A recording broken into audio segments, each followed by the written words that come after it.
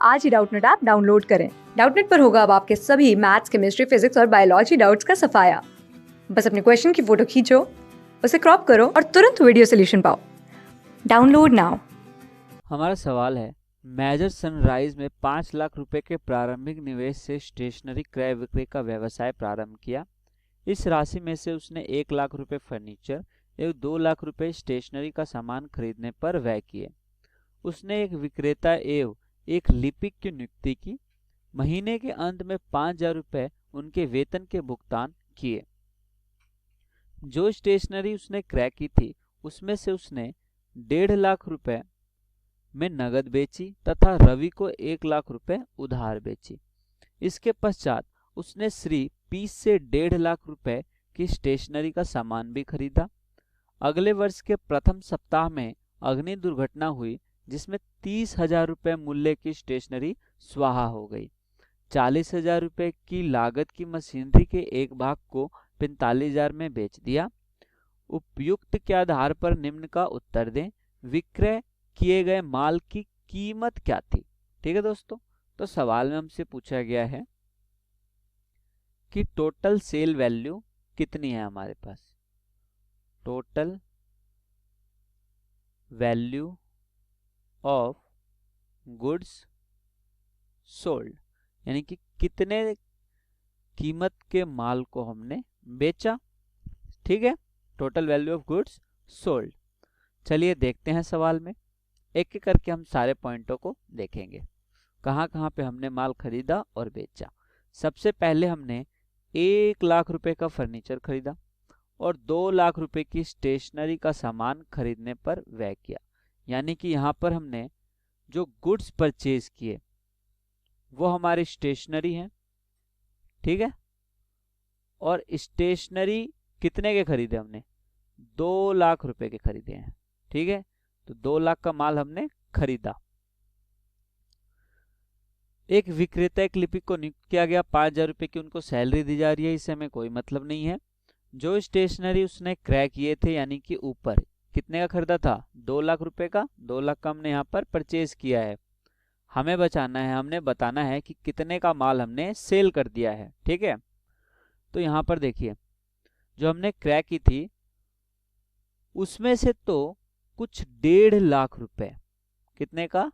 1.5 लाख रुपए में तो नगद बेच दिया। कुछ माल हमने 1.5 लाख रुपए का नगद बेचा और कुछ रवि को 1 लाख रुपए का उधार बेचा। तो टोटल सेल वैल्यू कितनी हुई हमारी? 1.5 लाख कैश प्लस उधार जो बेचा 1 लाख रुपए। तो टोटल सेल वैल्यू तो हो गई हमारे पास यहाँ पर 2,50,000 रुपए। ठीक है दोस्त, इसके पश्चात 20 से 1.5 लाख का माल खरीदा है, इससे कोई मतलब नहीं है और आगे की चीजों से हमें कोई मतलब नहीं है। यहाँ पर जो देखने की चीज है, सवाल ने हमसे पूछा है कि विक्रय किए गए माल की कीमत क्या थी, जो माल बेचा गया उसकी कीमत क्या थी, कोस्ट क्या थी। ठीक है, तो यहाँ पर हम लिख देंगे इसे कोस्ट हमें पूछी है। ठीक है, और जो लाइन यहाँ पर दे रखी है कि 1.5 लाख रुपए जमा 1 लाख रुपए, ये तो हमारी सेल वैल्यू है। क्या है ये?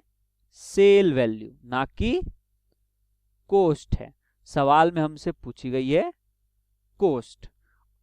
कई बच्चे यहाँ गलती कर देंगे, 2.5 लाख रुपए लिख देंगे आंसर में, जो कि सरासर यहाँ पर गलत हो जाएगा।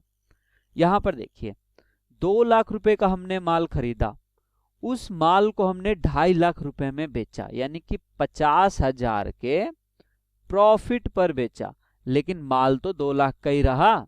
जितना माल हम खरीदेंगे उतना माल ही हम बेच पाएंगे। भले यहाँ पर हमने 2.5 लाख में बेचा, लेकिन उसमें माल 2 लाख का ही है, 50,000 तो हमारा प्रॉफिट है।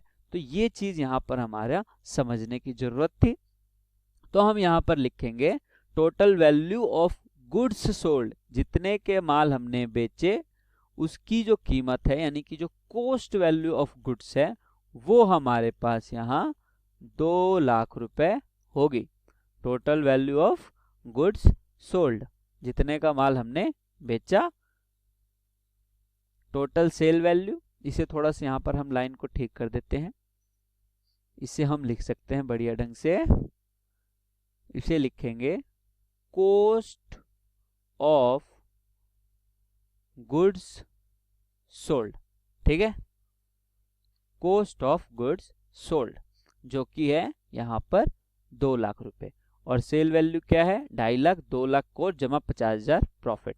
तो सवाल में जो पूछा गया था वो हमने यहाँ पर बता दिया, कितने का माल हमने बेचा, 2 लाख रुपए का। धन्यवाद दोस्तों, इसी के साथ ये सवाल हमारा पूरा हो गया। क्लास 6 से 12 से लेके नीट, IIT, JEE मेंस और एडवांस के लेवल तक 10 मिलियन से ज्यादा स्टूडेंट्स का भरोसा। आज ही डाउनलोड करें डाउटनेट ऐप या व्हाट्सएप कीजिए अपने डाउट्स 8400 400 400 पर।